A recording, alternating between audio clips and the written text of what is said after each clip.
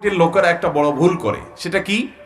সেটা হলো মসজিদে ধরেন কমিটির সভাপতি সাহেব, সেক্রেটারি সাহেব, ক্যাশিয়ার সাহেব, মেম্বার সাহেব উনি অনেক টাকা দিলেন, 2 লাখ, 5 লাখ, 10 লাখ, বা মাসে মাসে উনি 50,000, 20,000 করে টাকা দেন।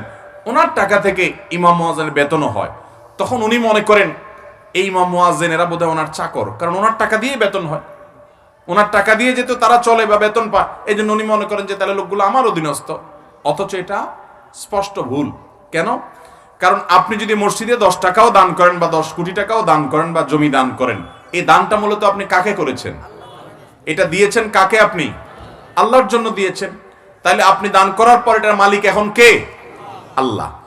এরপর আল্লাহর তরফ থেকে আল্লাহর ঘরের প্রতিনিধি হয়ে, আল্লাহর প্রতিনিধি হয়ে মসজিদ কমিটির দায়িত্বশীল লোকেরা তারা এটা তত্ত্বাবধান করে।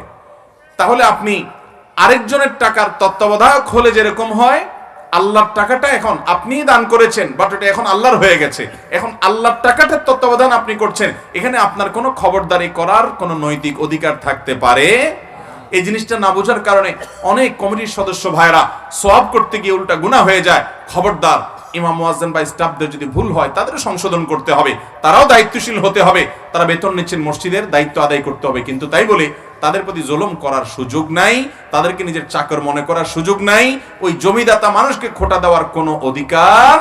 দান করার পরে তো এটা আপনার জমি না, অতএব আপনি বলার কে যে তুমি এই জায়গায় কেন আসছো? আপনি নিজেও এখানে যেভাবে আসছেন সেভাবে আসছে, এখন এটার মালিক আল্লাহ তাআলা। আল্লাহ তাআলা আমাদেরকে দানের ক্ষেত্রে দায়িত্বশীল হওয়ার তৌফিক দান করুন।